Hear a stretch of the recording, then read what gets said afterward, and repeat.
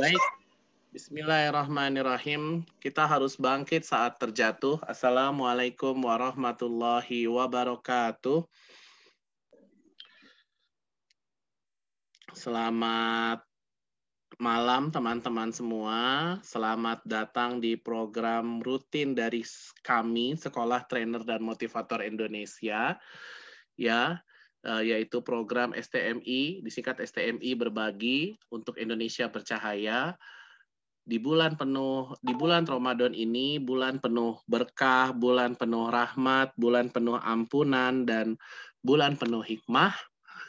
Kita juga mengetahui di bulan Ramadan ini adalah bulan penuh keutamaan kebaikan, bulan penuh keutamaan berbagi. Pada hari ini, izinkan saya berbagi, yaitu materi Intro to Leadership and Decision Making. Itu baik, izinkan saya share screen dulu ya.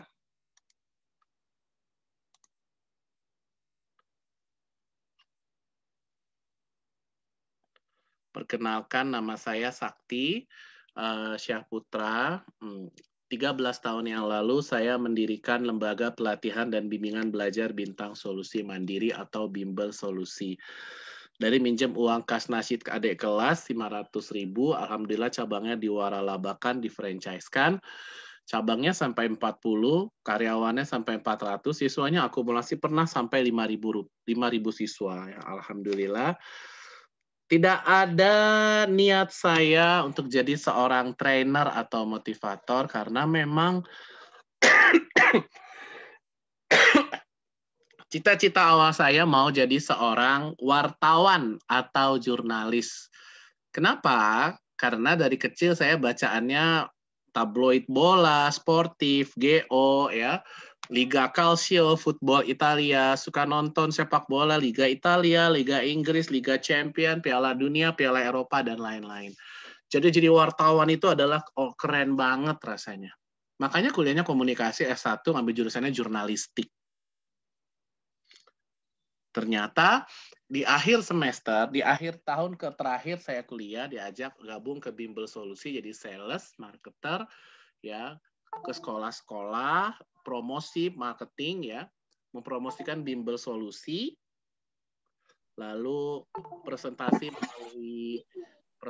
melalui brosur ya ke kelas-kelas Bimbel Solusi, dan sekolah juga membutuhkan yang namanya trainer dan motivator.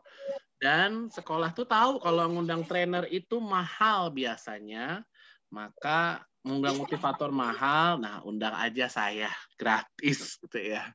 Akhirnya saya ngisi motivasi, kemudian saya udah selesai kasih muhasabah, kemudian saya kasih promosi Bimbel Solusi, pagi ngisi motivasi, sorenya pada daftar di Bimbel Solusi. Pas mau pulang paginya itu, tidak tega pihak sekolah, saya pulang dengan tangan hampa ya, dikasihlah tentengan minimal nasi box, maksimal nasi box dan amplop beserta isinya ya, nggak amplop kosong gitu. Itulah cikal bakal saya seorang trainer dan motivator. Akhirnya saya serius belajar dari berbagai guru, berbagai ilmu. Bisa mengenal saya di website saya di www.saktisyahputra.com. Kalau pernah melihat websitenya maryriana.com, nah insya Allah itu tidak jauh berbeda ya dengan saktisyahputra.com. Karena memang saya suka melihat Mary Riana, websitenya, videonya, ya dan lain-lain. Nah, kawan saya juga, sahabat saya juga. Kemudian saya sudah berbisnis training sejak 9 tahun yang lalu atau tepatnya sejak tahun 2012 ya, masuk 2012. Narasumber dan motivator di 2 kementerian RI, yang pertama di Kementerian Pendidikan dan Kebudayaan, Kemendikbud RI, ya di Dirjen PAUD, Kemendikbud RI sama Dirjen Guru dan Tenaga Pendidik. Kemarin saya ngisi, itu markasnya di Malang tuh Dirjen itu. Kemarin 1, 2, 3, 4 Ramadan atau 13, 14, 15, 16 April saya ke sana offline memberikan materi sama kawan saya Coach Rino Zeldeni workshop inovasi pembelajaran melalui hypnoteaching. Jadi hypnoteaching itu udah ada kata di Kementerian Pendidikan ya. Jadi udah nggak asing lagi ternyata kata hypnoteaching itu. Itu kemudian di Kementerian Kesehatan RI. Orang kesehatan tahu tiap provinsi ada namanya Bapelkes, Balai Pelatihan Kesehatan Kementerian Kesehatan RI. Saya ngisi di sana workshop revolusi mental ya, luar biasa. Ke PNS Eselon 2 ngisi workshop revolusi mental. Kemudian kita ngisi di Batam saat itu, seluruh kepala Bapelkes workshop revolusi mental di Batam. Datang juga kepala Bapelkes Nasional saat itu. Saya nginep di tempatnya VVIP di Bapelkes Batam. Menteri Kesehatan kalau datang ke situ, nginepnya di situ. Alhamdulillah, udah ngerasain nginep di tempatnya Menteri Kesehatan, meskipun bukan Menteri Kesehatan. Itu, kemudian saya juga narasumber di PT Toyota Astra Motor. Alhamdulillah, saya yakin dan percaya yang datang hari ini semua tahu apa itu Toyota. Yang pasti bukan makanan Toyota ya. Toyota adalah merek otomotif, salah satu merek otomotif terkemuka di dunia, dan di Indonesia bahkan di dunia saat ini. Tahun lalu saya dipercaya ngisi offline training public speaking di Lembang, Bandung. Ingat sekali saya. Tahun ini pun saya juga alhamdulillah masih dipercaya memberikan leadership and decision making yang nanti akan saya sampaikan sebagian setelah perkenalan ini. Ke Serikat Pekerja PT Toyota Astra Motor. Lalu saya juga pembina 555 tim agen tiket training atau tim reseller. Setiap peristiwa harus kita syukuri dan kita bisa mengambil hikmah dari peristiwa itu. Dan saya tetap mensyukuri apapun yang Allah berikan, meskipun saat ini kita sedang dihadapi pandemi, banyak orang yang dirumahkan, di-PHK-kan, dipecat, pengangguran, dan lain-lain. Ya, sedih tentu kita, termasuk saya juga sedih yang mendalam, makanya saya berinisiatif untuk berkolaborasi, untuk bersinergi, ya akhirnya membangun juga tim reseller training ini. Apa sih itu reseller? Reseller itu adalah tim agen promosi kita yang daftarnya gratis, gak usah bayar. Kalau minat, cukup mereka ganti kontak personnya, flyer produk broadcast WA trainingnya sudah bisa dibuat. Kalau ada yang closing, dapat komisi 20% dari investasi. Kalau closing 9 peserta, dapat 30% dari naik level, jadi reseller premium, jadi 30% dari investasi. Itu, kemudian saya membina 555 tim agen tiket training, alhamdulillah membantu mereka yang saat ini butuh penghasilan tambahan dan bisa juga membantu teman-teman yang menginginkan penghasilan tambahan bisa gabung di tim reseller agen tiket STMI. It's free, gratis gabungnya. Kalau tempat lain mungkin bayar ya. Itu, kemudian saya juga Kepala Sekolah Trainer dan Motivator Indonesia, STMI. Kenapa saya buat STMI? Karena saya prihatin di luar sana banyak training yang biayanya mahal. Betul? Udah mahal, jangankan soft copy, hard copy-nya aja nggak dapet ya. Padahal training kalau dikaji dari agama saya, yaitu agama Islam, itu pelatihan dekat dengan pengajian yang kata dasarnya adalah ngaji. Ini kita lagi ngaji sebenarnya hari ini, mengaji ayat-ayat Allah Subhanahu wa Ta'ala yang terdapat di dalam alam dan sekitarnya. Yang namanya ngaji itu kita diajarkan sama guru ngaji kita, itu senang guru ngaji kita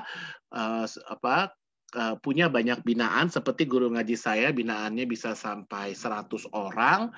Saya satu dari 100 itu supaya mendekatkan diri kepada surganya Allah Subhanahu wa Ta'ala, gratis. Bahasa religiusnya lillahi ta'ala. Kalaupun ada uang kas, dana ta'awun, halakoh, rihla, nggak seberapa dibanding mahalnya ilmu akhirat. Yang namanya ngaji, kita diajarkan dalam Al-Quran surat Al-Baqarah ayat 208, bahwa kita itu harus masuk Islam secara kafah, secara menyeluruh, nggak boleh spotek-spotek, nggak boleh setengah-setengah. Artinya harus lengkap. Inilah inspirasi motivasi sakti membuat program training ini. Kalau bisa gratis ya gratis, kalau enggak seterjangkau mungkin. Mengikuti salah satu hadis Rasulullah Shallallahu Alaihi Wasallam yang sekarang jadi visi dan misi keluarga Sekolah Trainer dan Motivator Indonesia STMI. Hadis riwayat Ahmad Tabrani dihasankan oleh Syekh Al-Albani bahwa sebaik-baiknya manusia adalah yang paling bermanfaat buat orang lain. Setuju? Ya, dulu Rasul juga pernah mengatakan yang bisa menaklukkan Konstantinopel akan menjadi sebaik-baiknya pasukan. Sejak Rasul mengatakan demikian, ayah-ayah telah terus mengingatkan, menasihati anaknya, ayo nak, kamu tumbuh berkembang yang bagus nak, kamu taklukkan itu Konstantinopel nak, ayah ingin lihat kamu jadi sebaik-baiknya pasukan seperti apa yang Rasul katakan nak. Begitu semangat. Badan Sakti agak gemuk, kurang ideal mungkin jadi sebaik-baiknya pasukan, maka Sakti memilih jadi sebaik-baiknya manusia adalah yang paling bermanfaat buat orang lain. Ini Sakti buat STMI sejak 9 tahun yang lalu. Alhamdulillah sudah terselenggara 275 angkatan yang online dan offline. Ya, tentu lebih enak offline ya. Ada sentuhannya, ada interaksinya lebih berasa gitu. Yang tersebar 275 angkatan tersebar di 57 kabupaten dan kota, 22 provinsi se-Indonesia. Alumninya belum banyak, baru 9.399 se-Asia, Indonesia, Malaysia, Brunei Darussalam, dan Hong Kong, China. Jadi Sakti merasakan betul efek samping seorang pembicara seperti Miss Mary Riana, Pak Ari Ginanjar, Pak Jamil Azaini, Ustadz Reza M. Sarif, Mas Ipo Santosa, Tung Desem Waringin, Ustadz Abdul Somad, Ustadz Adi Hidayat, Ustadz Firanda, Ustadz Aagim, Ustadz Budi Asari, siapapun profesi di depan kita, sebagai seorang pembicara yang kita sukai bersama, yaitu bisa keliling Indonesia gratis. Mau jalan-jalan gratis, ke tempat wisata gratis, naik pesawat gratis, pulangnya dapat transferan, PT, duit, hepeng, fulus, mulus. Ya. Lalu orang Malaysia dari mana? Orang Malaysia, orang Brunei Darussalam ikut waktu saya ngisi di Jakarta, waktu saya ngisi di Padang, gitu ya. Mereka ikut ikut di acara saya pada saat itu. Nah, itu dari Aceh Besar sampai Manado, dari Padang Lawas Utara, Sumatera Utara sampai Mamuju, dari Medan sampai Kendari, Bontang, Samarinda, Balikpapan, dan lain-lain.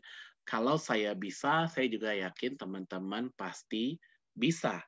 Ya, saya motivator dan di 57 kabupaten dan kota se-Indonesia, pelatih, trainer, dan motivator di 22 provinsi se-Indonesia, ya. Coach public speaking di 4 negara, Indonesia, Malaysia, Hong Kong, China, dan Brunei Darussalam. Pendongeng dan Islamic storyteller yang pakai boneka begitu ya, menanamkan akhlak mulia dengan bercerita, berdongeng. Dongeng itu biasanya ke TK, puluhan TK, SD, PAUD, dan Madrasah Ibtidaiyah. Top 20 Mary Riana Trainer. Kok bisa? Ya, 5-6 tahun yang lalu ketika Mary Riana buat lowongan kerja loker trainer ya untuk program yang sudah running sekarang, namanya adalah MRLC, Mary Riana Learning Center. Alhamdulillah Sakti melamar, yang melamar juga banyak ya, 150 orang yang melamar. Kemudian pada saat dites 150 seleksi 100 Sakti lolos, 100 seleksi 50 Sakti lolos, 50 seleksi 100 seleksi 20 Pak, 100 seleksi 20 lolos, 20 seleksi 3 alhamdulillah nggak lolos. Jadi Sakti merasakan betul efek 20 seleksi 3 nggak lolos dan kita dapat hadiah dari Miss Mary Riana. Hadiah hiburan dalam tanda kutip ya bahwa kita jadi top 20 Mary Riana Trainer. Jadi dari Mary Riananya langsung, bukan dari saya ngaku-ngaku tuh ya. Orangnya baik, humble, sempat follow Twitter saya juga. Top 20 Mary. Penulis 8 buku motivasi, puisi, inspirasi, religi, dan pembelajaran efektif. Tidak bosan-bosannya Sakti melalui Zoom meeting ini, syukur-syukur nanti ada yang tatap muka offline, mengingatkan diri Sakti dan teman-teman, ayo kita menulis buku. Karena buku akan jadi branding kita, amalan kita, bekal kita. Kalau ditanya, kamu udah siap belum? 1, 3, 5, 7, 9, 11, 13, 15 menit lagi dipanggil oleh malaikat untuk dicabut nyawanya. Biasanya jawaban dari kita apa? Belum sih, belum siap. Kenapa belum siap? Karena amalannya belum banyak. Betul? Ya, amalannya masih sedikit, belum banyak, makanya belum siap. Makanya bahasa lainnya adalah bekalnya belum banyak. Dan bekal yang banyak itu, bekalnya bukan nasi Padang, bukan nasi uduk, bukan mie goreng, bukan nasi ulam, nasi kuning, bukan. Tapi bekalnya adalah amalan-amalan kita. Dan amalan-amalan itu bisa kita tuangkan dalam sebuah buku. Ini contoh salah satu buku saya, Second Change, buku sama yang lain-lain ya. Maka benarlah ketika kita SD sampai SMA, ketika kita duduk sekolah sebelum pandemi masih tatap muka, ada tulisan dekat jendela kelas kita, buku adalah jendela dunia. Benar banget itu. Kalau kita mau mengetahui isi dunia, maka kita harus membaca buku. Iqra, Iqra bismi rabbikal ladzi khalaq. Iqra bacalah, Iqra bacalah. Maka tepat dibilang buku adalah jendela dunia. Tapi kalau kita mau dunia memperhatikan aktivitas kita, dunia tahu kita ngapain aja, maka kita harus menulis buku. Nama-nama besar saat ini juga bisa dari buku awalnya. Ipo Santosa terkenal dari buku 7 Keajaiban Rizki. Ustadz Nasro terkenal dari Magnet Rezeki. Ari Ginanjar Agustian terkenal dari Emotional Spiritual Quotient. Mary Riana terkenal dari Mimpi, $1 juta, bestseller. Dibuat lagi MD Picture, film layar lebar, bestseller lagi. Kemudian banyak nama-nama. Tung Desem Waringin, Financial Revolution, Marketing Revolution, dan lain-lain. Maka buku akan bisa jadi branding kita dan bisa sangat mungkin meningkatkan taraf hidup ekonomi keluarga kita dan kita bisa jadi pahlawan buat keluarga kita dari mana? Dari buku. Makanya buku itu kalau kita bisnis juga tidak main-main ya. Seperti kita tahu J.K. Rowling, penulis buku bestseller yang saat ini karyanya ada Harry Potter, tahu ya itu bestseller. Bukunya bestseller, dibuat film lagi, bestseller lagi. Dibuat filmnya lagi, bestseller lagi, dan kita tahu Harry Potter saat ini jadi salah satu orang terkaya di dunia saat ini. Begitu luar biasanya Harry Potter. Kita pun juga bisa buku-buku, bahasa kerennya adalah warisan peradaban kita di muka bumi ini sebelum kita meninggal, maka itu ada buku. Kita boleh mati, kita boleh meninggal, kita boleh wafat, kita boleh gugur, kita boleh dicukupkan waktu kita oleh Allah Subhanahu wa Ta'ala. Tapi amalan kita nggak boleh putus, pahala kita, ya, ilmu jariah amal bermanfaat kita harus terus mengalir. Itu dari buku. Buku adalah media visual yang paling powerful saat ini, menurut saya ya. Meskipun ada e-book yang datang, tapi buku tetap punya pangsa pasarnya tersendiri. Itu bicara buku sebagai media visual. Lalu apa media audio visual yang paling powerful saat ini? Media audio visual yang paling powerful saat ini adalah channel YouTube. Benar nggak? Udah punya channel YouTube belum teman-teman? Yuk kita menebarkan kebaikan, kebermanfaatan di channel YouTube. Emangnya kenapa? Karena di luar sana banyak orang yang memanfaatkan channel YouTube buat hal-hal yang negatif, maksiat, mudarat, ya, hal-hal konten negatif, pornografi yang nggak penting, nggak jelas, ngeprank, nipu-nipu, dan lain-lain. Meskipun peraturan itu sudah ada sensor-sensor, tapi tetap ada aja yang bisa lolos-lolos. Kalau mereka aja semangat melakukan konten-konten negatif, kita tuh harusnya juga semangat membuat konten-konten yang positif. Setuju? Saya yakin dan percaya, loh itu bahasanya Mary Riana tuh ya. Saya yakin dan percaya teman-teman adalah orang-orang yang baik, makanya teman-teman juga bisa membuat channel YouTube, lalu membuat kebermanfaatan yang banyak di channel YouTube. Insya Allah saya sudah melaksanakan apa yang saya katakan barusan. Bicara tentang channel YouTube, teman-teman bisa ketik aja channel YouTube saya, Sakti Nabil. Ya, itu channel YouTube saya. Di situ banyak konten-konten yang bermanfaat yang bisa teman-teman pelajari secara gratis. Bayar Pak kuotanya. Kalau kita nebeng wifi di rumah kita sama kakak, sama ayah, sama ibu ya pasti gratis ya. Kalau teman-teman mau belajar berbagai macam ilmu pengembangan diri seperti public speaking, neuro-linguistic programming, kemudian talent mapping, grafologi, neuro-linguistic hypnotic copywriting, the best of me, lalu belajar apa lagi? Broadcasting, journalism, aktivis perempuan, kemudian bank infak, bank sampah, lalu kemudian belajar training business mastery, kemudian fantastic games and speaking, kemudian sampai belajar ilmu mengurusi jenazah, itu ada di channel YouTube Sakti Nabil. Kalau kata Atta Halilintar, YouTuber terkenal, please watch, like, share, comment, and subscribe ya. Gitu. Pencet tanda lonceng. Tuh ya.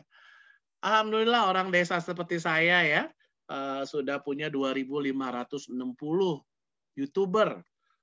Walaupun kalau teman-teman lihat itu sangat sederhana sekali isi YouTube-nya, edit-editannya nyaris nggak ada. Kecuali emang manajemen ada yang ngurusin itu. Di sini punya teman-teman banyak belajar ilmu. Ilmu mengurus jenazah itu juga penting ya. Saya sangat terbuka sekali waktu saya punya alumni Ustadz Haryanto. Cari aja nanti di situ mengurus jenazah. Karena ilmu mengurus jenazah itu hakikatnya, idealnya kita menguasai itu. Kalau kita bicara ideal ya, bahasa ideal seharusnya kalau ada anggota keluarga kita yang meninggal, sebaiknya ada salah satu di antara anggota keluarga kita yang bisa mengurusi jenazah kita. Karena tidak mungkin jenazah ketika meninggal dia ngurus sendiri pemakamannya, lari nanti yang lain. Ya. Harus ada orang lain yang membantu, itulah saling tolong-menolongnya kita. Di situ saya belajar bagaimana ya memandikan jenazah, memberikan kain kafan gitu ya. Luar biasa. Itu ilmu yang sangat mahal bahwa kita harus punya dan udah harus mempersiapkan itu dimanapun kita berada, udah harus mempersiapkan itu, bekal kita juga. Itu channel YouTube dan buku saya, teman-teman bisa banyak belajar di sana, banyak konten, udah 70 video kalau nggak salah sekarang. Nah, ini buku-bukunya How to be a Winner, seorang pemenang dalam kehidupan, dalam bermasyarakat, dalam berbagai aspek kehidupan. Buku motivasi, quote motivasi, kalimat motivasi. Investasi buku ini hanya 125.000, kalau ada yang minat boleh. Kemudian penulis buku Dokter Siswa, pembelajaran menyenangkan buat anak, adik, atau siswa kita. Ini buku yang sangat baik buat ayah bunda mengenal karakter anak, kakak mengenal karakter adik, guru mengenal karakter siswa, dosen mengenal karakter mahasiswa, lalu tahu strategi pembelajaran yang asik dan menyenangkan buat anak, adik, atau siswa kita. Lengkap dengan games ya, ice breaking ya. Dapat testimoni dari sahabat saya, Mas Reza Randy. Pernah dengar PPA mungkin di antara kita? Pola Pertolongan Allah ya, PPA. Foundernya, master trainer yang ganteng namanya Reza Randy, itu kembaran saya ya. Ngaku-ngaku ya. Itu alumni STMI saya juga, tinggalnya dekat sini, dekat rumah saya di Cipinang, Jakarta Timur. Ya. Nah, itu dapat testimoni dari beliau dan investasi buku Dokter Siswa ini hanya Rp90.000 saja. Kalau ada yang minat boleh. Kemudian kita lanjut. Penulis buku 100 Motivasi Sakti. Sebentar, saya ambil minum ya. Haus juga ternyata. Mana nih minum? Ini aja nih. Jangan yang ini. Ini ada air putih. Ini aja nih. Keep moving on, do and believe it. Ini buku motivasi ya. Isi quote motivasi, kalimat motivasi, biar cepat move on, gak gampang galau. Tahu galau ya? Gak ada lauk ya, bukan ya. Saya izin minum ya. Ini enaknya kalau ngisi Zoom tuh pas buka puasa ya, jadi bisa minum.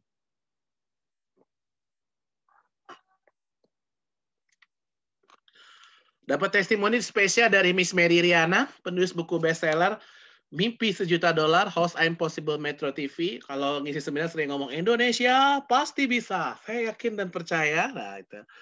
Alhamdulillah dapat testimoni dari beliau ya, orangnya baik, humble ya, dan pernah follow Twitter saya. Kalau saya nyodorin naskah minta testimoni, kadang lama, kadang cepet dapat testimoni beliau. Alhamdulillah. Kalau kata anak zaman now buat endorse itu ya. Dulu kantornya di Green Garden, rumah jadi kantor Jakarta Barat. Sekarang di apartemen Soho di Jakarta Barat. Kemudian penulis buku Jejak-Jejak Rindu ya. Ini sama Mbak Ana Hasanah, trainer dari Sumedang, alumni STMI juga. Penulis buku Indahnya Ramadan tahun ini, Suasana Ramadan kali ini, buku Ramadan tahun lalu maksudnya. Ini buku antologi. Antologi itu nulis keroyokan ya, bukan antologi. Kemudian buku Second Change. Nah, ini buku Second Change nih. Buku saya nulis sama 13 trainer, motivator, public speaker, influencer lainnya. Buku Second Change ini adalah buku yang berisi mengenai episode kehidupan lepas dari keterpurukan saya dan 13 teman yang lainnya. kebangkrutan saya dan 13 teman lainnya, kubangan dosa, wrong decision, keburukan perilaku, sehingga pada saat ini bangkit berhasil berubah, dan penting untuk dibagikan pengalamannya kepada khalayak ramai, ya. Ini bukunya tebal loh, sampai 282. Nah, ini yang terakhir itu malah halamannya saya ya. Saya ngisi dari halaman 267 sampai 282 nih, perjalanan hidup sakti. Kalau mau tahu perjalanan hidup sakti ini bisa beli buku ini ya, Second Change. Investasi buku ini hanya Rp100.000 ya, dan di saya tinggal 4 atau 5. Kalau ada yang minat boleh. Kemudian penulis buku Hai Pemuda Matahari untuk Kamu yang Sedang Berjuang. Ini buku motivasi ya, sama sahabat saya Mas Sohibus Salam sama Mas Nugroho, trainer alumni STMI dari Jawa Timur. Buku tentang kemudaan, motivasi. Kemudian buku Lara Senandung Kasih, buku puisi. Ya, anak laki juga harus bisa nulis puisi. Ini dia nih, Lara Senandung Kasih. Kalau kita benar mencintai karya dan sastra Indonesia, maka kita juga harus belajar menulis puisi. Ya, maka kita bukukan puisi kita sebagai warisan peradaban kita di muka bumi ini. Ini buku saya sama Bu Miske, investasi buku ini, kumpulan puisi, dapat testimoni dari Wakil Wali Kota Jakarta Pusat, kemudian instruktur motivator produktivitas Provinsi DKI Jakarta, dan penulis buku Born to be Success. Buku ini Rp80.000 saja investasinya, kalau ada yang minat boleh. Kemudian saya juga dosen di sini, dosen. Ada Pak dosen di sini, Bu dosen. Ada Mas Indra tuh tadi ngobrol-ngobrol ya, kawan lama saya, Pak dosen di Unindra. Saya dosen di Institut Ilmu Sosial dan Manajemen Setiami. Institut Setiami. Kampus besar menurut saya, dan saya bersyukur dan bangga bisa mengajar di Institut Setiami. Yang saya tahu kalau terdata di Dikti itu mahasiswanya di 13.000. Wah, itu keren sekali. Untuk perguruan tinggi swasta 13.000 mahasiswanya. Saya bangga, bahagia, dan bersyukur bisa jadi bagian dari keluarganya Institut Setiami, dosen komunikasi. Karena saya S1-nya komunikasi jurnalistik di Universitas Profesor Dr. Mustopo Bragama. S2-nya komunikasi, konsentrasinya humas, tapi tesisnya periklanan. Lagi S3 lagi ilmu komunikasi di Universitas Syahid Jakarta, semester 6, masuk September 2018, hitung-hitungan normal, 3 tahun, itu berarti Agustus 2021 lulus. Ya Alhamdulillah, saya sudah masuk ke bimbingan proposal disertasi sama promotor dan kopromotor. Promotor, kopromotor itu adalah dosen pembimbing pertama dan kedua disertasi, namanya promotor dan kopromotor. Itu mohon doa dari teman-teman yang baik hatinya, soleh ya, soleha. Mudah-mudahan akhir tahun ini saya lulus kuliah S3 Ilmu Komunikasi, menjadi doktor ilmu komunikasi yang bermanfaat buat banyak orang. Amin. Itu udah punya pangkat akademik, masih asisten ahli ya, menuju lektor. Mei 2021 ini tepat 2 tahun saya sudah 2 tahun asisten ahli. Artinya apa? Artinya harus hijrah menuju lektor. Makanya rektor saya, Profesor Wahyudi Latuna, ingatkan selalu, ya ayo pangkat akademik naikkan. Insya Allah ya. Oke. Ada apa ini? Amin. Semoga lancar S3 Coach Sakti. Amin ya. Mohon doa teman-teman ya. Doa itu udah lebih dari cukup. Asik. Kalau bayaran tenang aja. Biar saya aja yang nanggung. Mahasiswa dokter ilmu komunikasi sekelas sama teman-teman 19 orang. Oh, sekarang ada yang udah mau sidang tertutup, ada yang baru selesai mau menuju sidang data. Kalau saya golongan tengah-tengah ya. Golongan mau menuju sidang proposal tuh ya. Udah bimbingan ya. Ya, Mukrizar angkat tangan mau pesen bakso apa mie ayam. Dan luar biasa di teman sekelas saya, ada namanya Pak Joko, itu motivator saya. Gimana tidak jadi motivator? Dia mantan Kepala Badan Arsip Nasional dan usia sekarang 72 tahun. Bayangkan teman-teman, usia 72 tahun masih kuliah S3, pakai tongkat kalau ke kampus, naik busway pakai kartu lansia gratis, jalan kaki, kampus, kalau mau beli buku, Salam kenal, Mukhlizar. Kalau mau beli buku, itu tukang bukunya belum selesai jelasin isi bukunya, langsung keluarin uang, kebayar. Terus, wah keren. Keren banget.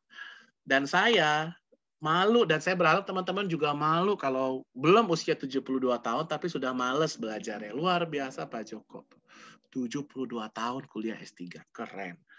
Itu kemudian ya mahasiswa doktoral, saya ngeri kalau dibilang kandidat doktor. Walaupun itu doa ya, DRC di belakangnya. Karena saya tahu tidak mudah melewati sidang-sidang itu ya, sidang-sidang. Apalagi teman-teman yang harus publish di Scopus, itu saya tahu. Berdarah-darahnya luar biasa ya. Kemudian pengurus Community Development Game Pro Organisasi Bisnis Jakarta Timur, pengurus wilayah Persatuan PW Persatuan Umat Islam PUI DKI Jakarta, pengurus Perkumpulan Trainer Profesional Indonesia PTPI DKI Jakarta, pengawas Yayasan Motivator Muda Indonesia, lalu kemudian alumni dan fasilitator Akademi Trainer Jamil Azzaini. Buat teman-teman yang punya biaya, punya waktu, punya dana, punya budget, silahkan ikutin itu program Akademi Trainer Jamil Azzaini. Ketik aja Akademi Trainer Jamil Azzaini. Itu keren sekali. Karena saya alumni dari situ. Dia punya 2 program yang menarik, 3 sih sebenarnya. Yang pertama, dulu namanya Wannabe Trainer, sekarang namanya Speak to Change. Itu buat beginner ya, jadi berarti 3 hal, berani tampil, sistematis, sama mempengaruhi audiens. 3 hari dibahas itu. Yang kedua, Trainer Bootcamp and Contest, itu yang saya ikutin, yang jujur saya salah masuk sebenarnya saat itu 9 tahun yang lalu. Saya malah masuk ke situ, ya alhamdulillah ya. Saya seangkatan sama orang-orang hebat seperti Kang Dewa Eka Prayoga, mungkin pernah dengar ya. Kang Randy Saputra, lalu Mas Andi Sukmalubis, Kang Surya Kresnanda, itu fasilitator. Ustadz Zulfikarullah sering nongol tuh di timnya PPA, itu juga fasilitator saya, guru saya. Andra Donata juga. Itu saya alumni Public Speaking Academy Ongki Hoyanto. Saya juga mengajak teman-teman, walaupun saya nggak disuruh sama guru saya Ongki Hoyanto, tapi saya senang merekomendasikan buku ini. Ini buku recommended buat teman-teman belajar public speaking mastery, karena saya murid beliau langsung ya, dari Manado beliau, tapi sekarang tinggal di Tangerang. This book is bestseller, Public Speaking Mastery, Ongki Hoyanto, national bestseller, 16 rahasia meningkatkan kekayaan dan melanjutkan bisnis melalui public speaking. Ini bukunya sebelum bestseller Rp50.000, sekarang naik Rp10.000 jadi Rp60.000. Penerbitnya masih PT Gramedia, Pustaka Utama, bisa di toko buku Gramedia, atau Gramedia juga punya online shop-nya, bisa di situ, atau juga di portal shopping yang lain seperti Shopee, Tokopedia, itu bisa. Ini bagus banget baca public speaking di sini. Ini keren, ini suka saya pakai. Guru saya banget, Ongki Hoyanto, sempat juga makan es krim bareng. Makan es krim bareng di Senayan Trade Center beberapa tahun yang lalu. Certified Emotional Spiritual Quotient ESQ sama Pak Ari Ginanjar. Wah, itu keren tuh. Letakkan Allah di atas segala-galanya. Wih, keren deh Pak Ari Ginanjar. ESQ, Menara 165 ya, TB Simatupang. Dia buat musola di atas, dia ingin memberikan pesan bahwa ayo teman-teman, kita letakkan Allah Subhanahu wa taala di atas segala-galanya. Basic training udah, MCB udah, SC Kuadrat udah, tinggal total action doang yang belum. Wah, kalau ikut ESQ tahu itu level-level ESQ ya. Certified Youth Care International sama Kak Kusnan, Rangers ya, saya juga Rangers ya Kak Kusnan nih waktu itu ya. Certified Youth Care, Certified Practitioner and Master Practitioner NLP Florida USA. National Federal Neuro Linguistic Programming, lembaga NLP internasional tertua di dunia, NLP Florida USA. Belajarnya bukan di Florida, belajarnya bukan di Amerika Serikat, belajarnya bisa di Jakarta, Bekasi, Cilegon, Serang, Tangerang, Belitung Timur. Sertifikatnya 2 bulan dari Amerika Serikat dikirim. Ya, Practitioner sama Kang Surya Kresnanda 40 jam, Master Practitioner sama Mas Hendra Hermadin Rasa, timnya Kang Surya masih di Jakarta saat itu. Kemudian Certified Trainer Human Resources Neuro Linguistic Program for HR NLP Internasional, Kang Dudi Mardiansah, guru saya yang sudah lama sekali. Saya belajar ini mungkin 2014 ya, berarti sekitar 6-7 tahun yang lalu. Wow, udah cukup lama ya. Nah, itu certified trainer, sekarang ada master trainer, ada gold master trainer dan lain-lain. Study Neuro Linguistic Coach NF/NLP Florida USA. Kenapa study? Kenapa belum certified? Ada yang tahu? Karena tugasnya belum dikerjakan ya. Ini sama Kang Dudi Mardiansah juga. Kemudian Certified Hypnosis and Hypnotherapy from Indonesian Board of Hypnotherapy IBH. Nah, membangun di Abdillah timnya Ipo Santosa sekarang. Berpengalaman memimpin ratusan sales dan marketer dalam beberapa tahun, ya. Karena saya aktif di Bimbel Solusi, saya membuat SOP franchise-nya, buku panduan franchise-nya, terutama tentang kemarketeran, sales, strategi marketing, dan lain-lain. Malah dari marketing dulu saya. Berpengalaman memimpin organisasi atau partai politik yang berhasil memenangkan Pilkada DKI Jakarta dan pemilu legislatif, meskipun partai politik itu nggak juara 1-2 di Jakarta, apalagi di nasional. Experience learning from International Franchise Business Management. Karena saya dulu ikut kompetisi Wirausaha Muda Mandiri WMM ya dari Bank Mandiri, juara tingkat Jakarta, finalis tingkat nasional, dapatlah coaching-coaching dari iCoach, Action Coach, IBIS Coach ya. Kemudian dapat juga belajar mentoring sama IFBM, International Franchise Business Management. Sebuah konsultan franchise yang berhasil meledakkan Alfamart, Indomart, Yomart, Circle K, Berek, dan lain-lain. Ya, belajar jadi konsultan franchise internasional itu seperti apa. Kemudian, cukup perkenalannya. Waduh, perkenalan aja udah 36 menit ya. Astagfirullahaladzim ya. Mohon maaf ya, kebanyakan pencitraannya. Sekarang kita masuk ke materinya ya, Intro to Leadership, Best Leadership I think and Decision Making. Ini saya sampaikan ke teman-teman serikat pekerja PT Toyota Astra Motor ya untuk meningkatkan upgrade diri ya. Coba kita slideshow nih. Apakah bisa? Klik. Alhamdulillah saya udah nulis buku ya, dan saya bisa merasakan apa yang orang lain ingin rasakan. Apa itu bisa menulis buku dan bisa menerbitkan buku, nggak 1, nggak 2, tapi 3. Dan 3-tiganya itu tanpa keluar Rp1 pun. Tuh ya. Kok bisa? Ya sama Mas Nugroho ya. Mas Nugroho, trainer dari Jawa Timur, alumni saya. Ini contohnya 3 ini ya. Saya cuma bantu nulis, kemudian bantu jualin, dan bantu cari testimoni. Alhamdulillah bisa. Kalau saya bisa, saya juga yakin teman-teman pasti bisa. Saya orang Minang Jawa, Bapak Minang, Ibu Jawa, Ibu istri Jawa Sunda. Ya, anak 1, usia 1. Usia saya udah tahu kan teman-teman ya? Iya, tanggal 9 bulan Mei tahun 1987.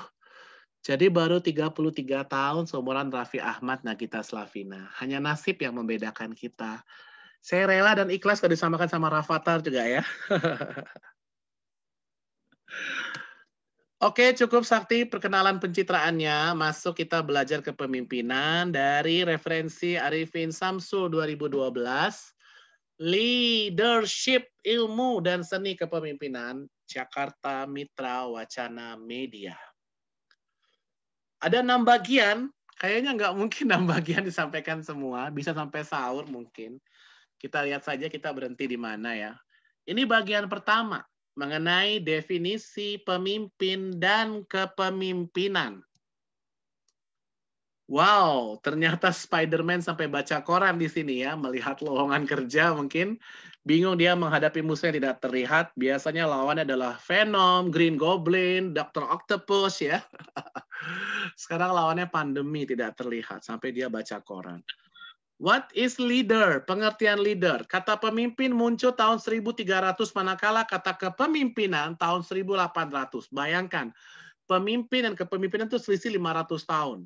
Ada banyak definisi pemimpin, antara lain yang pertama, seorang pribadi yang memiliki kecakapan dan kelebihan, khususnya di satu bidang, sehingga mampu mempengaruhi orang-orang lain untuk bersama-sama melakukan aktivitas-aktivitas tertentu, demi tercapainya satu atau beberapa tujuan.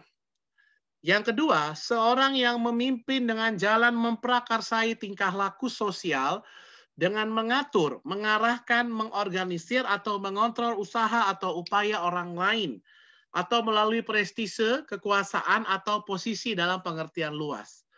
Seorang yang membimbing, memimpin dengan bantuan kualitas-kualitas persuasifnya dan akseptasi atau penerimaan secara sukarela, pengikutnya pengertian sempit ya oleh Henry Pratt Fairchild. Kita intip-intip dulu. Oke, sip. Yang ketiga, pemandu, penunjuk, penuntun, komandan oleh John Catschild.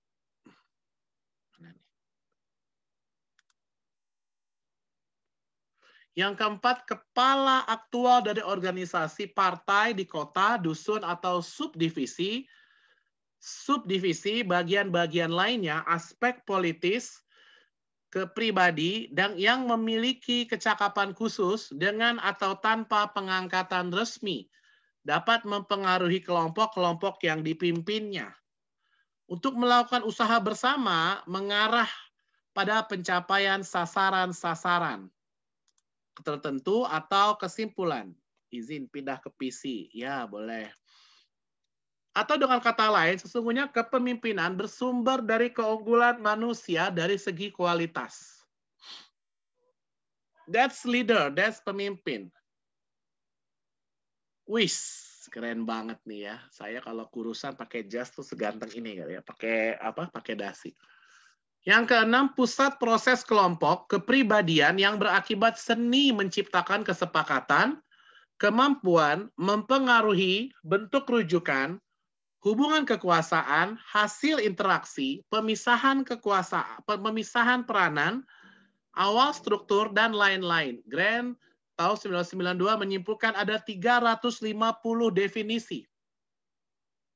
Yang ketujuh, apabila mendefinisikan kepemimpinan sebagai proses mengarahkan dan mempengaruhi aktivitas yang berkaitan dengan tugas dari para anggota kelompok, maka ditemukan 3 implikasi, yaitu kepemimpinan A harus melibatkan orang lain, bawahan atau pengikut. B, mencakup distribusi kekuasaan yang tidak sama antara pemimpin dan anggota. Lalu kita belajar jenis-jenis kekuasaan. Jenis-jenis kekuasaan itu ada satu, kekuasaan imbalan atau reward power. Yang kedua, kekuasaan paksaan atau coercive power. Yang ketiga, kekuasaan sah atau legitimate power. Yang keempat, kekuasaan referensi atau referent power. Sedangkan yang kelima adalah kekuasaan ahli atau expert power. Inilah 5 jenis-jenis kekuasaan. C, kemampuan untuk menggunakan berbagai bentuk kekuasaan untuk mempengaruhi perilaku pengikut melalui sejumlah cara. Misalnya dengan teknik mendelegasikan, itu tingkat kepatuhannya tinggi, tingkat kematangan kebawahannya tinggi, dan keahlian. Kalau kita mengikut sertakan, berarti tingkat kepatuhannya sedang, tingkat kematangannya bawahan sedang, referan. Lalu kalau menjajakan, tingkat kepatuhannya sedang, tingkat kematangan bawahannya cukup, dan ganjaran, pendekatannya ganjaran. Keahlian, referan, ganjaran. Lalu kalau memberitahukan, tingkat kepatuhannya rendah, tingkat kematangan bawahannya rendah, lalu ada paksaan di situ. Nah, beda ya. Kontinum kematangan Agris tahun 1993 mengatakan bahwa kalau karakteristik tidak matang, biasanya tuh orangnya pasif, tergantung, memandang dengan satu cara, minat rendah, perspektif jangka pendek, posisi puas sebagai bawahan, kesadaran diri rendah. Sedangkan kalau karakteristik matang itu biasanya aktif, mandiri, memandang dengan berbagai cara, minat tinggi, perspektif jangka panjang, posisi ingin sebagai atasan, kesadaran tinggi, dan lain-lain. Pengertian kepemimpinan. Dalam sepak bola anak-anak ini juga ada loh kepemimpinan, makanya ada kapten di situ misalnya kan. Kapten Tsubasa, film favorit saya ya. Manakala definisi kepemimpinan antara lain 1, proses yang mana seorang agen menyebabkan bawahan bertingkah laku menurut cara tertentu. Tabenis. Yang kedua, kegiatan mempengaruhi orang-orang agar mereka mau bekerja sama untuk mencapai tujuan yang diinginkan. Kata Otway Tate, itulah definisi kepemimpinan. Dari kecil, kayak mereka ini belajar kita kepemimpinan. Yang ketiga, kegiatan mempengaruhi orang agar mereka suka berusaha mencapai tujuan-tujuan kelompok, kata George R. Terry. Yang keempat, seni untuk mempengaruhi tingkah laku manusia, kemampuan untuk membimbing orang, Howard H. Hoyt. Yang kelima, kepemimpinan dengan jalan memaksa kehendak sendiri kepada khalayak ramai atau kelompok, W. N. Conway. Siapa ini? Yang keenam, menurut penterjemah atau penampilan dari khalayak atau kelompok, the crowd exponent. Yang ketujuh, wakil atau utusan dari khalayak ramai, the crowd representative. Yang kedelapan, kepemimpinan institusional atau kelembagaan. Kepemimpinan yang dominan dan kepemimpinan kepersuasif, F.C. Bartlett. Yang kesembilan, kepemimpinan konservatif, kepemimpinan radikal, kepemimpinan ilmiah, A.B. Wolf. Dan yang kesepuluh, kepemimpinan bentuk dominasi didasari kemampuan pribadi yang sanggup mendorong atau mengajak orang lain untuk berbuat sesuatu berdasarkan akseptasi atau penerimaan oleh kelompoknya yang memiliki keahlian khusus yang tepat bagi situasi khusus atau informal. Yang ke-11, kepemimpinan adalah kemampuan mempersuasi orang-orang yang mencapai tujuan yang tegas dengan gairah. Leadership is the ability to persuade others to seek defined objective enthusiastically. Oleh Kate Davis. That is leadership, itulah kepemimpinan. Lalu kita belajar perbedaan antara pemimpin dan manajer. Perbedaan antara pemimpin dengan manajer atau kepala atau camat dapat dilihat dari beberapa dimensi seperti berikut. Dimensi orientasi, pemimpin itu inovasi pikirannya. Pikirannya harus ke depan, melihat terobosan-terobosan baru, itulah inovasi. Kalau manajer atau kepala dan lain-lain, dia itu konsentrasinya stabilitas, stabilitas, stabilitas. Dalam dimensi kerja, Yudhok tahun 1994, pemimpin itu membuat orang lain agar setuju mengenai bagaimana sesuatu itu harus dilakukan. Sedangkan manajer atau kepala dan lain-lain membuat orang agar melakukan hal-hal lebih efisien. Yang kedua, Benis dan Nanus tahun 1985, dimensi kerja masih ya, pemimpin itu melakukan sesuatu yang baik atau benar. Sedangkan manajer atau kepala dan lain-lain melakukan sesuatu dengan baik atau benar. Zalesnik tahun 1977, pemimpin itu apa arti sesuatu itu bagi manusia. Sedangkan manajer, kepala, dan lain-lain, bagaimana sesuatu itu harus dilakukan. Dalam dimensi pikiran, pemimpin itu global, garis besar. Sedangkan manajer atau kepala dan lain-lain itu linear, langkah demi langkah, step by step. Dalam dimensi ukuran, pemimpin itu mengepentingkan, mengutamakan kualitas. Sedangkan manajer atau kepala dan yang lainnya itu mengedepankan kuantitas. Dalam dimensi pendelegasian, pemimpin itu sifatnya otoritas. Sedangkan manajer atau kepala dan lain-lain sifatnya tanggung jawab. Dalam dimensi efisiensi dan efektivitas, pemimpin itu efektif terhadap pengikut. Sedangkan manajer atau kepala dan lain-lain itu efisien dengan sistem. Dalam dimensi kepengikutan, pemimpin itu mempunyai pengikut. Sedangkan manajer atau kepala dan lain-lain mempunyai pegawai. Beda ya. Kemudian dimensi ruang gerak, pemimpin itu bergerak di antara paradigma. Sedangkan manajer atau kepala dan lain-lain itu bergerak dalam paradigma. Dalam dimensi misi, pemimpin itu inspiring, menginspirasi komitmen kepada misi. Sedangkan manajer atau kepala mengorganisir orang dan sistem untuk mencapai misi. Kita lanjut. Dalam dimensi aksi terhadap perubahan, pemimpin itu mengantisipasi perubahan. Sedangkan manajer atau kepala dan lain-lain itu bereaksi terhadap perubahan. Beda ya. Dalam dimensi berurusan, pemimpin itu inovasi atau perubahan. Sedangkan manajer atau kepala dan lain-lain itu ketatalaksanaan atau ketertiban. Dalam dimensi usaha, pemimpin itu pengembangan. Sedangkan manajer atau kepala itu pada sistem atau peraturan atau formalitas. Dalam dimensi usaha, pemimpin itu pengembangan. Oh ya, ini maksudnya ya.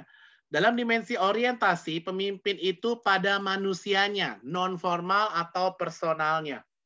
Sedangkan manajer atau kepala itu jangka pendek dan operasional. Jadi saya pernah pengalaman di memimpin organisasi bisnis, memimpin organisasi sosial, sama memimpin organisasi politik. Ya. Pemimpin itu dimensi berkaitan dengan tugas, pemimpin itu jangka panjang dan strategi. Sedangkan manajer, kepala, dan lain-lain, bagaimana agar tugas dapat dilaksanakan dengan baik.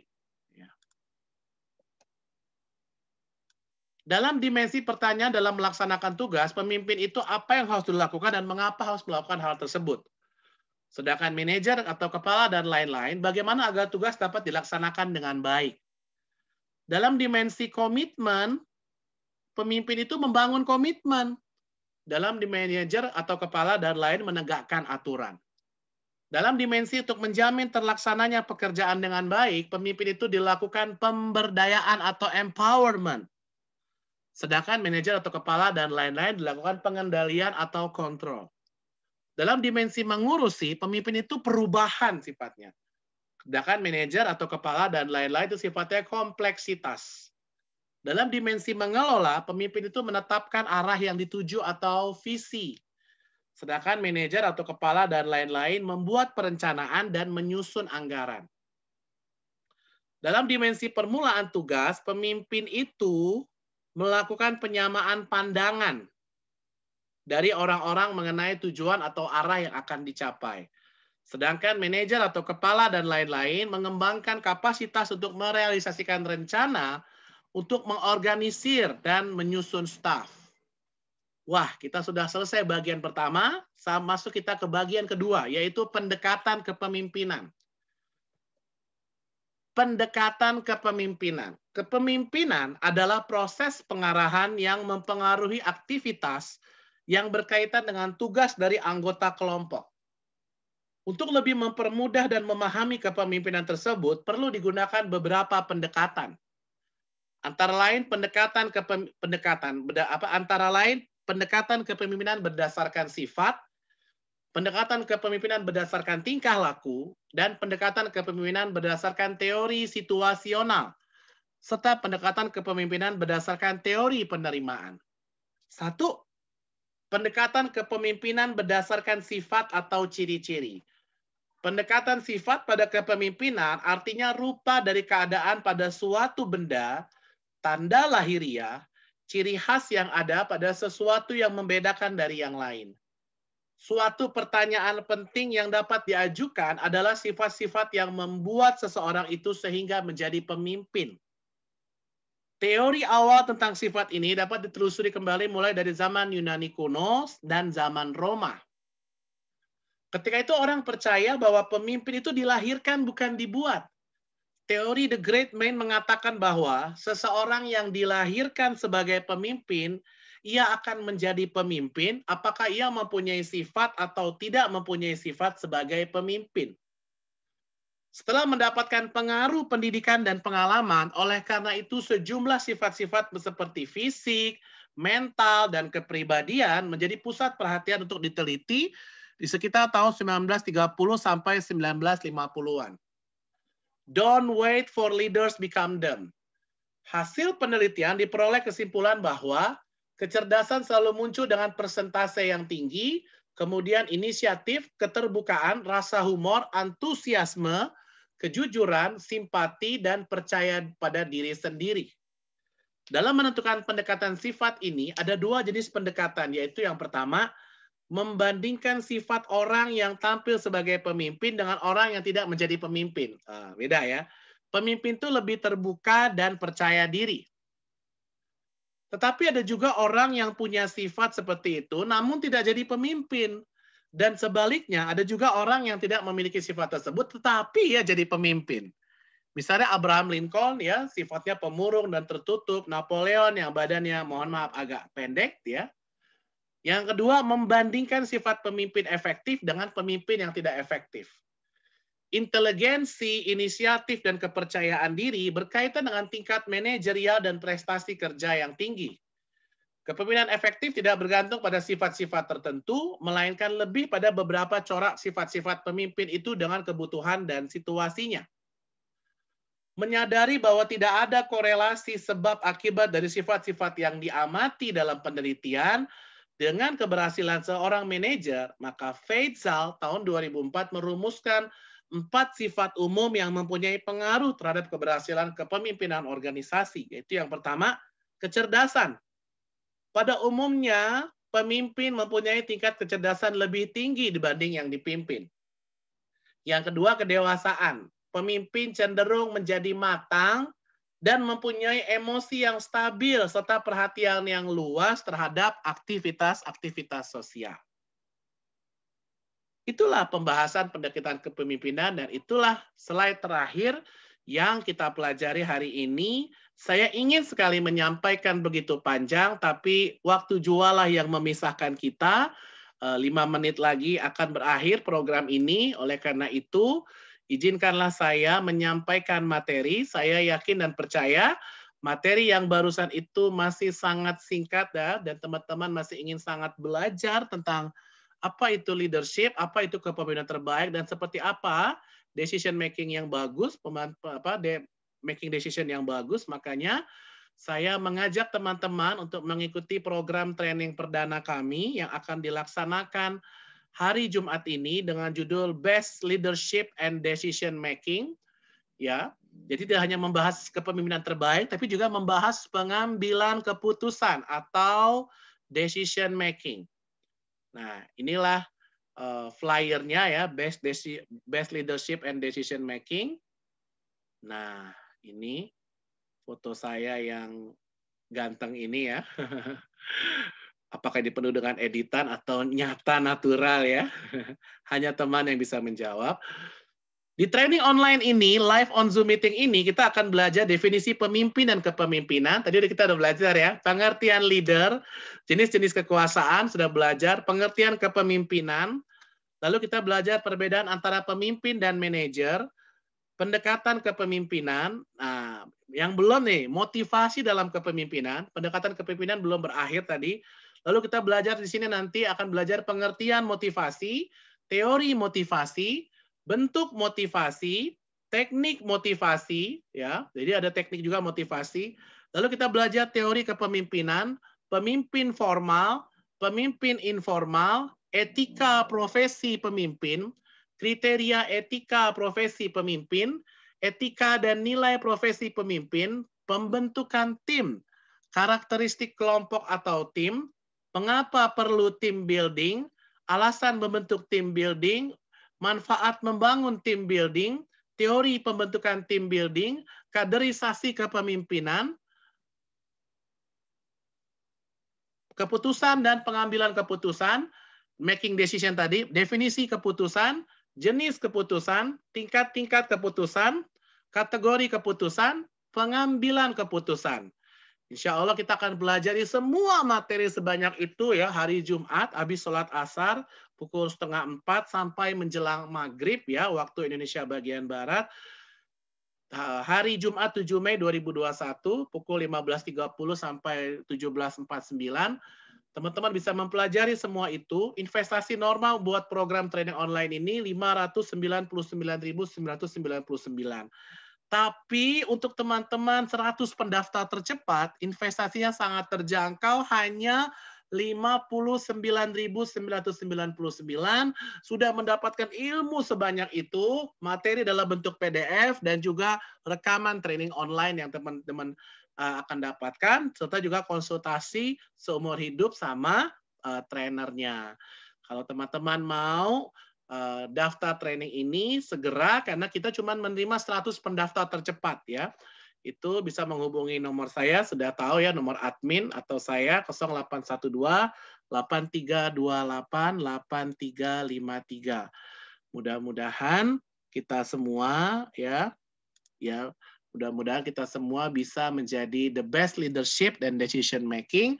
Dan kita semua adalah pemimpin khalifah. Allah Subhanahu wa taala menukar kita sebagai khalifah di muka bumi ini. Baik, itu saja dari saya. Sebelum kita akhiri, yuk kita foto bersama dulu boleh? Kita buka video-video kita foto bersama. Kita semua adalah pemimpin ya, pemimpin di keluarga, pemimpin di masyarakat, dan di berbagai aspek kehidupan. Kita foto bersama acara kita hari ini. Semoga kita bisa sesuai dengan judul acara sharing hari ini, yaitu Best Leadership, yaitu jadi kepemimpinan terbaik. Yuk kita buka video kita foto bersama. Yang memungkinkan bisa buka video, silakan buka video. Kalau tidak bisa, tidak apa-apa ya. Baik, hitungan ketiga saya akan mulai foto ya. Hitungan ketiga, gayanya bebas, yang penting ada senyum CG-nya aja. CG, gitu ya. Baik, hitungan ketiga ya. 1, 2, 3, CG. Sekali lagi, 1, 2, 3, CG. Baik, terima kasih teman-teman semua. Saya doakan sehat selalu, dimudahkan rezekinya, dan diluaskan urusannya, dipermudah urusannya oleh Allah Subhanahu wa Ta'ala. Saya tutup dengan sebuah pantun, kalau ada sumur dekat sawah, boleh kita menumpang mandi. Kalau ada kata-kata sakti yang salah, tolong jangan disimpan dalam hati. Ada nampan, ada siri, burung irian, bu cendrawasih. Cukup sekian dan terima kasih. Wassalamualaikum warahmatullahi wabarakatuh.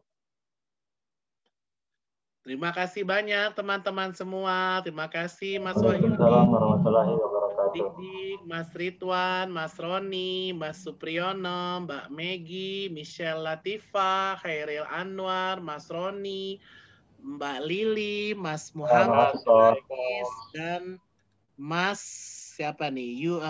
Yuliantina Yunus. Izin Tidak ada gambar lagi.